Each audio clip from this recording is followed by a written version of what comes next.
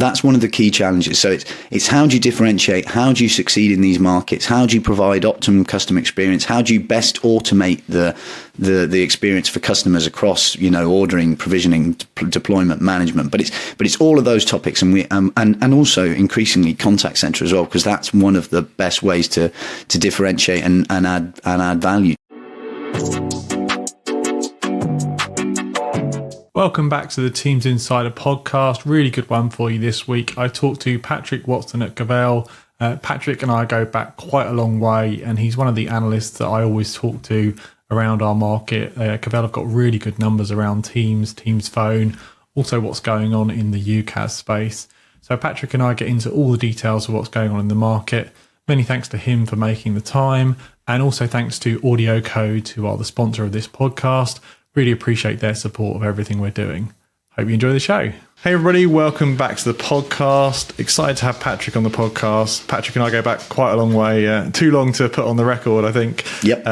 But Patrick's from Cavell. And actually, Patrick, maybe you could introduce yourself and a little about what you would do at Cavell and what Cavell is. Yeah, of course. Yeah, so Patrick Watson. So I'm head of research now at Cavell. I've been at Cavell nearly 5 years. Prior to that, I was a tech journalist. We go all the way back to then, Tom. And prior to that, I've worked in IT and communications for pretty much my whole working adult life, which is longer than my face, seems. And Cavell, we're a research consultancy firm that's been working in communications for more than 15 years. So primarily around market sizing within communication markets. So if you wanted to know how many business telephony users there are in the US, how many of those are using a cloud-based platform, that was primarily Cavell's main focus of research. So we have lots of the big technology vendors are our customers in terms of buying that market sizing research. But as sort of technology has expanded, and particularly, I don't know, we'll talk about Teams and telephony today with the incursion of Microsoft more and more into the space, there's been continued convergence. So we've branched out our research into other areas, cloud networking, Microsoft particularly, and also customer experience and contact center, if we use customer experience as sort of the umbrella term. So it's quite a broad portfolio now in terms of the technology research that we cover. Yeah, and it's kind of, I guess the technology has kind of led you there, right? It was very segregated back in the day, and it was PBX, and then it was UC, and then it's UCaaS got intermixed, and I guess it all just started to make sense to be talking about all of it. Exactly that, and we want to be led by customers. So Cavell's customers are industry customers, so technology vendors, the tier one telcos, tier one and tier two service providers, and smaller channel organizations. And traditionally, the ones that we'd have dealt with would have had a telephony-based portfolio. So as you said, PBX technology. And as the traditional revenue and margin streams have been squeezed, so your termination, your minutes, have massively, the price has really been commoditized over a sort of 10-year period. Those providers have been looking at other areas of technology to augment their revenue portfolios. And now I think one of the things, and we have an internal debate about all the time, is sort of market definitions. What type of provider is a telco? Who is a service provider? Who is a managed service provider? And it's because there's this convergence of technology. And as you said, our research has reflected that convergence, and we've moved into those other areas so we can try and help those customers understand the sort of supplementary supporting areas of technology. And you've had some kind of, I think, the go-to numbers, certainly through the Teams growth phase back in the early days. It's been interesting to watch those numbers. And I think you were one of the research firms that were waving the flag pretty early on, like Teams is coming, and then it came. What have you seen with, I guess, telco service providers as Teams has come and really come to be a big force in the phone space? Yeah, so this was one of the areas that we when I first started, so more than 4 years ago, that we saw was going to be a big disruptor in the space. So obviously, as Teams moved on from Skype, and I think we dedicated a lot of time to try and forecast what impact it was going to have in the market. And Microsoft obviously released very occasional high-level telephony enablement numbers, so 20 million plus. Was they're pretty selective ones. And pretty vague, aren't they? Or the percentage on. Occasionally in the earnings calls, we get an actual number, and the earning calls are the best place because they have to be rigorously checked. But as you say, you get the big numbers, don't you? Yeah, and Tom, in the interest of transparency, that's great for Cavell, because if anyone wants the remainder of the detail, detail on how that breaks down versus direct routing, Operator Connect, Teams Phone Mobile, and calling plans. We carry those numbers, and the way we get that. How do you get that? Oh, you're going to say it. How do you get those numbers? You read my mind. Yeah, so we get that data through interviews with service providers, telcos, and vendors, and we get that data back on an anonymous basis. We feed it into our data models, and that gives us that sort of level of detail. But I think to your original question, I think when Teams and telephony first came out, there was a huge amount of naivety in the market about how much impact and how pervasive a really effective Microsoft communication telephony solution was going to be. So there was a lot of education required in terms of what are the different options, and as they've developed. And I think we still do a lot of work in this space. It's still of interest to a lot of telcos. The majority, so we cover global markets. We'll cover telephony data in 190 countries. So if you did want to know how many telephony users there are in Bermuda, we carry that. Although I didn't get to go to Bermuda and count. I'm really tempted to ask you for the exact number now. Yeah, I should have done that. I should have that to hand whenever I say that. But primarily we focus on North America and Western Europe, and I think those markets are still the vast majority of Teams telephony users. So the US accounts for more than a third of the Teams telephony users deployed globally as that market, then around a third in sort of Western Europe and wider Europe, and the rest of world. But the market's still, as you would expect, massively dominated by direct routing in terms of those installed users, because it's the solution that's been most mature and developed. Yeah, within been around the longest, hasn't it? Day one, it was that, and also a lot of customers went from Skype, where they already had their SBC infrastructure, so they had exactly that. SBCs. Yeah, exactly that. But I think we forecast that in the long term, Operator Connect will probably become the majority of the market in terms of deployments, just because of those benefits that the solution in an ideal world provides in terms of simplicity and administration and management, especially from the end user side.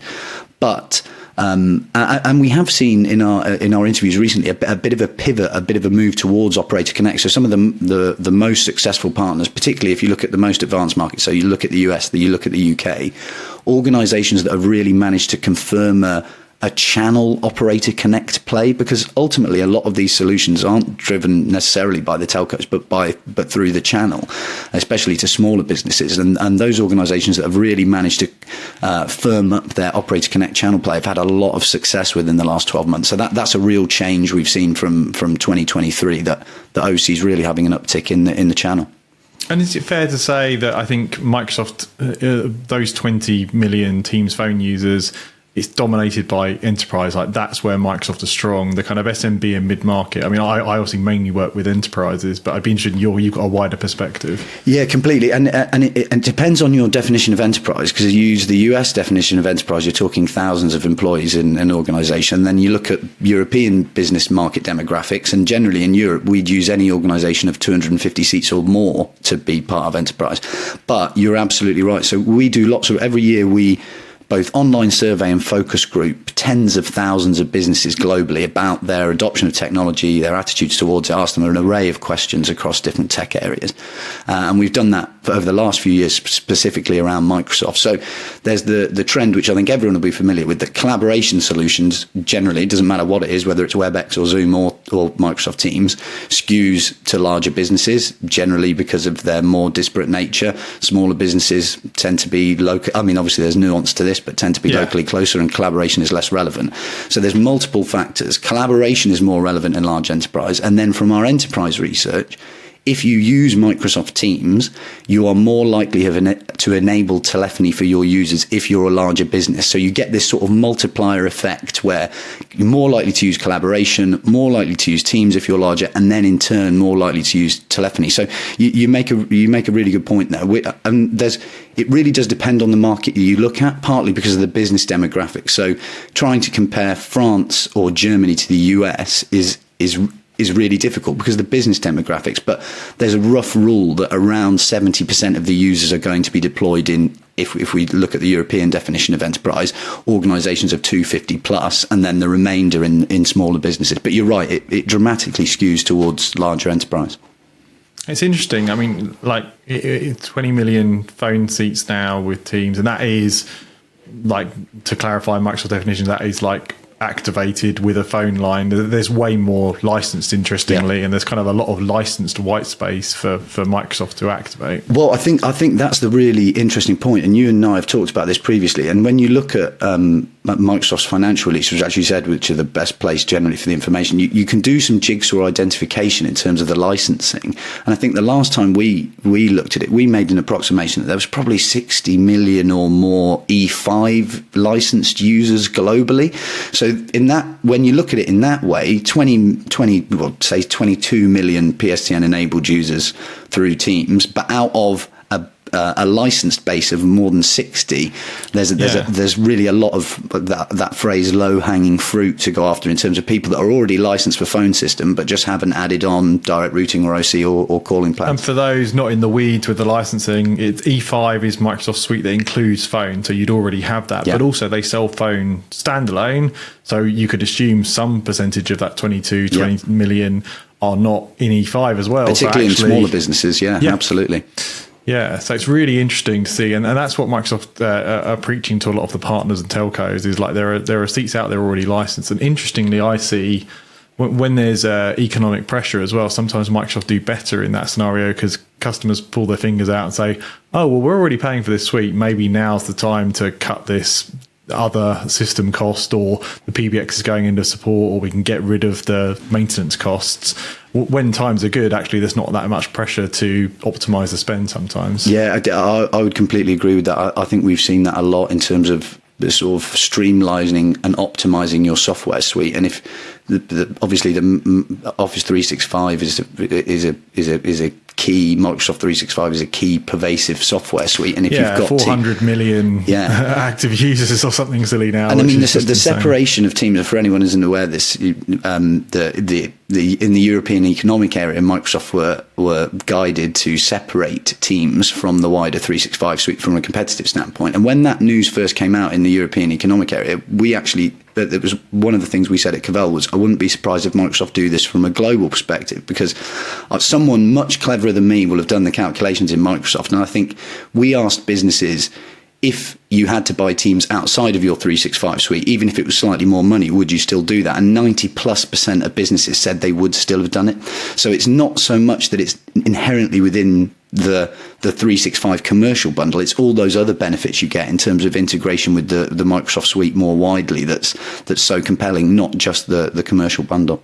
Yeah, you're right. I think the bundle definitely helps Microsoft get their feet under the table, but it's interesting that, as you say, they've now broken it out globally, and I think it's $5 extra for your team. So you can technically buy Office 365 / M365. They're slightly different, but Microsoft use those terms interchangeably. And you have to now worldwide for net new customers or enterprise add Teams on, and they get simultaneous pressure. They get pressure from the competitors saying 5's not high enough because obviously they want to charge 10, 12, 15 for their suite. And you get pressure back from Microsoft saying that, well, we're adding costs to the bundle. It's both directions. It seems like Microsoft will come out on top somehow by unbundling it. Yeah, exactly. I mean, is it really in the business benefit for 365 with Teams now to be more expensive than it was previously, which is ultimately what's happened? And as you mentioned, from a competitive standpoint, if you look at Teams as a €5, dollar, pound, whichever way you look at it, add-on, compared to, so if you look at Slack as a native, at its cheapest price, it's going to be considerably, half a gain on top of that. So from a competitive standpoint, as you said, it really doesn't seem to have made a huge deal of difference. And from a business side, if you're buying this greenfield, you're going to be paying slightly more money if you want 365 and Teams. So let's talk about, you mentioned kind of the pressure there that UCaaS and Teams, and not just Teams, the other UCaaS as well, have brought on the market in terms of the telcos, the channel, like the minutes cost just seem to have gone through the floor. And also, I think I always like talking about this at your events because it's really fun, is like talking to telcos about, let's be honest, the concurrency is way down. Like, people are doing a lot more on meetings, on VoIP.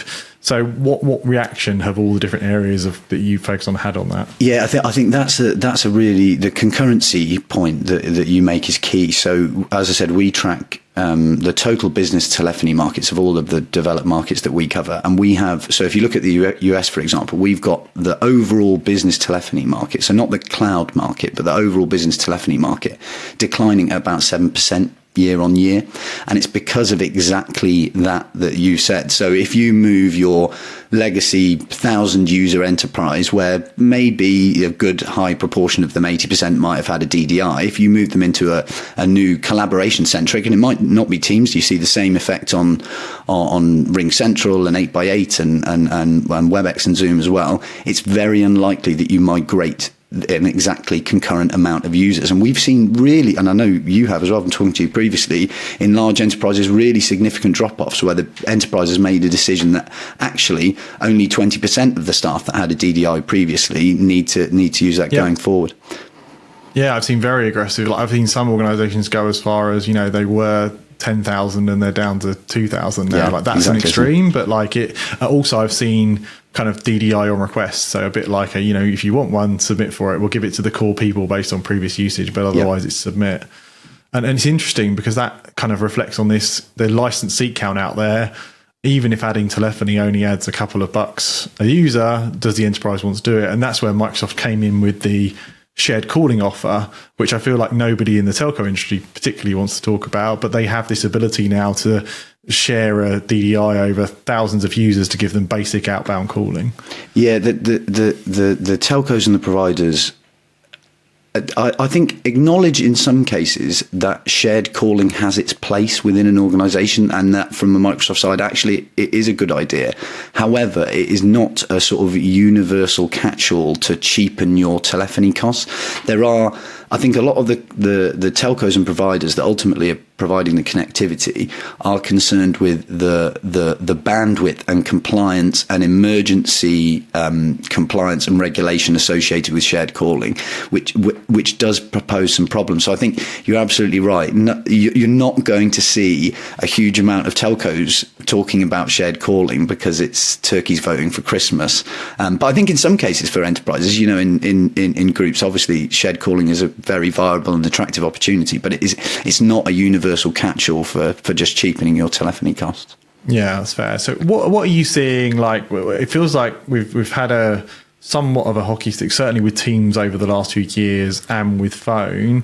What's your current thinking based on your research over the next, say, 12, 24 months? Yeah, so we have actually heard, so we've just conducted the last round of interviews of our cloud communications market reports, which we conduct every year, where we'll try and interview as many providers as possible and survey as many providers as possible. So more than 100 across North America and Western Europe of those leading providers. And because of feedback for that, we're actually slightly slowing the forecast for Teams telephony. And that's based purely on the feedback that's coming back from industry. And what we have heard is that a lot of the early adopters have moved, and you are left with the more challenging deployments, the more challenging legacy migrations that require more work in terms of architecture. The legacy environment is still obviously key for a lot of businesses, but needs to be integrated into the new collaborative world. So we've slightly downgraded the forecast across particularly direct routing, which was obviously the sort of fastest growing area. I think more of that will move to Operator Connect. When I say we've downgraded the Microsoft forecast, we still have Microsoft Teams telephony options growing at around 20% in developed markets, which is considerably higher than most other PBX solutions in the market. So, and in an overall declining market as well. Absolutely. So it's not that Teams isn't growing fast. It's just you're maybe seeing a slight deacceleration from that point post-pandemic, where it was really rapidly accelerating in terms of user telephony adoption. But that goes back to your initial point about the licensing. If you would still think there is a huge, relatively easy to access amount of low hanging fruit, there's still associated costs. Even if you're licensed for phone system, you've got to add on, your numbers and your telco plan. Yeah. But it is interesting that we are hearing from providers that maybe that acceleration has slightly slowed. Interesting. And what about UCaaS? It's interesting, like my world has got more and more talking about UCaaS with the obviously certified contact centers in Teams. I think we're up to 20 certified Teams contact centers, which seems a bit ridiculous now. You've got Microsoft jumping in with Dynamics. What are you seeing in that space? Yeah, so both the UCaaS side and CCaaS. So if we ignore our Teams work for a minute, we had been focusing on UCaaS markets, and there was this increasing conversion between UCaaS and CCaaS. And what we've really seen from a vast number of providers is this pivot towards, if you talk about customer experience as an umbrella term and contact center and CCaaS underneath that, we've seen that real pivot towards CCaaS and customer experience. And part of the reason for that is exactly what we were talking about previously, that some of those traditional revenue and margin streams have been diminished. And what you see on the CCaaS side, are incredibly buoyant prices. And at the moment, from our data, and we ask enterprises every year, what do you pay per user per month for your contact center licenses? What do you pay on a consumption model? We aren't seeing the same level of price degradation that we are seeing on the UCaaS or core telephony side. Which is curious, isn't it? Because it's all gone online, but a lot of it's gone online. I feel that market is like 7 years behind where UCaaS kind of got commoditized by some big players. There's still lots of competition in there, lots of innovation. AI has just massively got in there. But you're talking $120, $150 a seat in some cases for some solutions. You're absolutely on the money there. So our enterprise research, the last time we did this, the average price paid per user. So if you're looking at a subscription model, first of all, and obviously there are other models, and I'll come on to that in a minute, that's an additional complication. But if you're looking at a subscription model, I think the average price paid in the US was $125 per user per month, which is really, in Europe, it's less than that. It's, I think it was about $95 per user per month, or 80 something euros. But it is that price buoyancy that's so attractive to the industry. And you look at, I think as a perfect example, look at a provider like 8x8, who have really pivoted to being a customer experience and Microsoft first telephony provider, and they were the first what you'd consider sort of core UCaaS provider to be accepted onto the Operator Connect program. That was fascinating to see a UCaaS provider. And they pushed direct routing very early as well. I think they saw that a lot of their customers were going that way, so how can we still serve the customer? But they've got pretty good coverage on Operator Connect, and they've got direct routing, and they've got their kind of plugins for Teams as well, and as you say, contact center, and the contact center is certified as well, actually. Yeah, it is, and that's one of the things. Speaking to the management team there, that they want to be able to enable flexibility for customers, whatever the customer chooses. And it might not be that a whole user base is going to Operator Connect, but maybe it'd be the most suitable for one location globally on a particular geography. So having that ability to offer it. I think the other thing that we've seen on the contact center side is this real focus towards the informal, maybe not informal contact center market, or the contact center light market. And I think generally as analysts and industry commentators, we haven't got the terminology right. But if you look at Ring Central, Ring CX, which is their solution in the space, Go2 have got a specific contact center solution targeting at sort of 20, 25, 50 user organizations. So we've seen this real refocusing as well from the UCaaS providers, looking to, it's effectively that level between top tier UCaaS, which might be $25 a seat, and the cheapest you're going to get from what you'd consider like a really renowned CCaaS provider at sort of $65, $70 a seat. There's that gap in between. So we've seen a real sort of pivot to that market. Interestingly, Tom, we've tried to size this because we get lots of questions about it. You know, how many informal agents are there out there? And it's virtually impossible, because how do you define an informal contact center agent? What features do they have? So it's one of the first world problems that we have in terms of trying to forecast markets like that. I mean, when I talk about anecdotally, I talk about is the agent living in the contact center? Like is the contact center their UI, or is the contact center a percentage of their time on screen? And that's how I try and talk about it. But you're right, it's really hard, and it's interesting. The Gartner Magic Quadrant just came out for UCaaS, and Microsoft got dinged for Teams doesn't have a full UCaaS in suite, whereas somebody like an 8x8 or a Ring can kind of ride the entire journey in theory.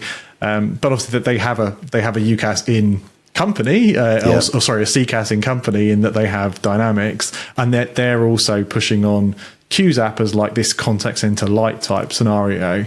Exactly that, and I've always found the Microsoft contact center strategy really interesting, because it was one of those things that's constantly been commentated on by myself and loads of other analysts in the space. That Microsoft will make an acquisition in CCaaS, they will make a CCaaS acquisition. Obviously, they've made supporting acquisition, Nuance, other providers that have added to that capability. But I think the strategy that they've got in terms of, you mentioned the 20 plus certified contact center vendors. In order to move up the levels of certification, effectively you have to deploy more and more of those services in Azure.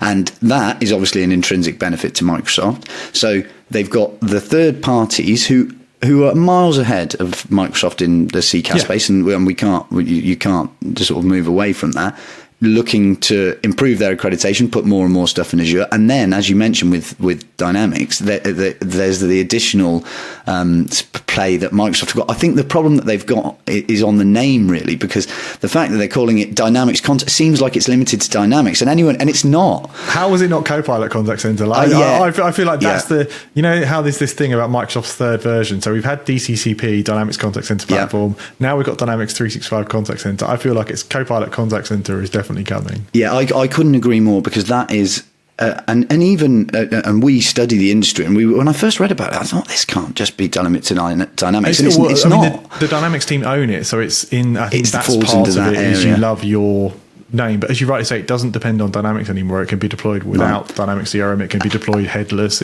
But you know even better than me than speaking to enterprises, and the whole telephony space can be confusing. The net is immediately, I think that will cause confusion. If it was, as you said, Copilot Contact Center, I think that immediately is. So I wouldn't, you're right, the third iteration might well amend that problem. And it's interesting, under the covers, that's all built on Azure Communication Services, which is the same platform that runs Teams, and as you say, some of the third-party contact centers can leverage that as well. Yeah, and I think that's what is so interesting about the strategy, that whichever way you go, if you obviously we're talking Teams here, whichever way you go, Teams Contact Center, Microsoft wins, I think, ultimately.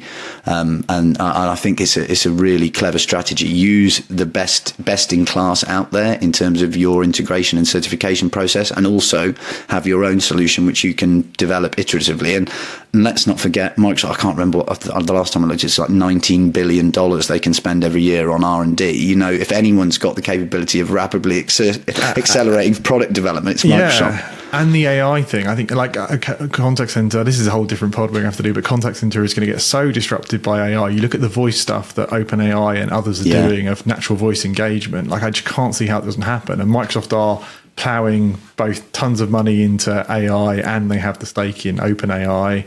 Like that they've got. I feel like the big players, Amazon, Google, Microsoft, have this technology that other people are going to have to use or license or build, or they're going to have a natural advantage. I absolutely agree. I think in terms of the AI piece, I was speaking to a provider of customer experience solutions who was looking at adding some AI capability into their product set at what you consider the lower end of the market in terms of commercials. And they were looking at transcription and NLP, and they looked at it for the number of users, and it was commercially inviable for them to do using a third party at their current price point. So you're right. I think smaller providers are potentially going to be priced out of the market in terms of what AI capability, and you're going to have to be looking at the larger providers. I think the one thing I would say about AI, and my colleague Finbar's done a lot of work looking at AI in the contact center space, is that the main restriction at the moment doesn't seem to be the technology. It seems to, we did a study of consumers at the start of this year, and perception of customer service. I think 45% of consumers said they thought customer service is worse now than it was 3 years ago. Everybody hates automated systems. I think it was the majority of people that we spoke to hate automated systems and chatbots. So the main resistance to some of this technology isn't going to be the actual technological capabilities on the back end. It's going to be consumer perception and openness, and telling that story with your customers that it's actually speaking to this, completely interactive IVR, AI based system is viable. We've burned perception, haven't we, with the fairly rubbish versions. I mean, I said to one customer I was working with, actually, it'd be really interesting to do a press 1 to talk to our AI agent, then you're self-selecting. So people that good point. want to skip the queue and take on the technology route would, like, I mean, obviously I'm very technology forward, but I do that all day. You're exactly the same. So when we were doing that consumer focused research, what we realized when we were putting the study together is that you have to differentiate between the type of inquiry. So so the classic example is if it's an emergency, I think the stat came back that 90+% of people will always want to speak to a human. It doesn't matter. However, I made the point that and Tom, I think you'd be the same, as a technologist, even if my house is on fire, if I can speak to a chatbot and the service, ultimately the end service is the same, the fire engine still gets to my house, I'm fine. So much of contact centres, for better or worse, are agents sitting at desks reading out what they're told on the screen. Absolutely, that's why people get frustrated as well, because they're like, well, I can only say A or B. Like, so that they're already just in the worst case, the voice box for the computer. But I mean, imagine zero ring contact centres. Like, you just ring. Yeah. And like opening hours, where's my order? Like, and that's where the Nuance acquisition is interesting as well for Microsoft, because they've got that in the bag, and that's some of the best voice rec stuff as well. You just hit. So also in that consumer survey, so we asked what are your biggest frustrations. Number one frustration: waiting times, which automated systems, but an AI enhanced systems can potentially alleviate. The second one was rude or poor quality agent interaction, and as you said, there is this intrinsic benefit between sort of agent experience and having to do those sort of mundane tasks, and then the customer experience they then provide. So there's a possibility that it could rapidly remedy a lot of those areas. But I think that you're right, that we've got a lot of work to do on the sort of consumer perception side. Awesome. I really want to have a longer conversation on that, but I also want to talk about your upcoming London event, Cavell Enable. So let's talk a little bit about that. Yeah, great. So this will be the third year. So this is taking place on the 3rd of December in London.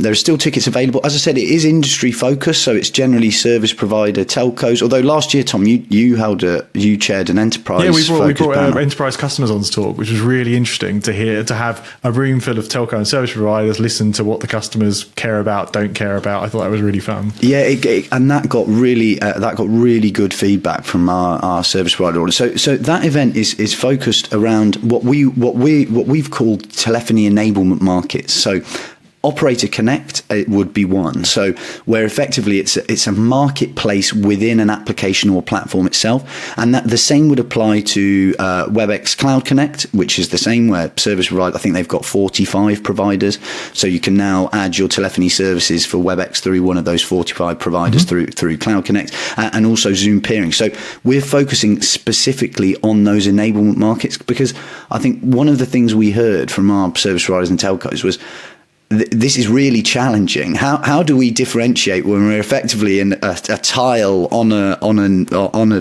digital e-commerce platform? Yeah, 103 now on Operator Connect, which is interesting. And that, I think, is that's one of the key challenges. So it's how do you differentiate? How do you succeed in these markets? How do you provide optimum customer experience? How do you best automate the experience for customers across ordering, provisioning, deployment, management? But it's all of those topics, and we and also increasingly contact center as well, because that's one of the best ways to differentiate and add value to that. So we'll be covering all things telephony enablement. That's 3rd of December in London, and you can go to cavell.com if anyone's interested in more detail or tickets. Yeah, if you're in this space, I'd really recommend it. It's one of my favourite events because it's hyper focused, and the conversations you have in the room, and some of you share some bits of your research as well. It's always a good event. Yeah, and it's always good to have you along. I think the more interest that we can garner from that, I think, and going back to your enterprise panel, it's really feeding back what customers and businesses are saying to telcos and service providers, who ultimately provision a huge amount of this telephony communication software. That still hasn't gone away. We talk about the traditional markets, but they're still responsible for this. So it's really trying to help them understand exactly how to succeed in these markets and what customers want. Awesome. Well, Patrick, thanks for coming on the pod. Really nice to catch up, and very much looking forward to Enable as well. Absolute pleasure. We'll have to have a completely separate one about Copilot in telephony, because I know that's caused a lot of consternation. Yeah, we'll definitely get into that. I want one on your colleague as well on AI in the contact center. Sounds like a good one. Of course, I'll drag Bimbar along as well. Thanks for having me, Tom. Thanks, Patrick.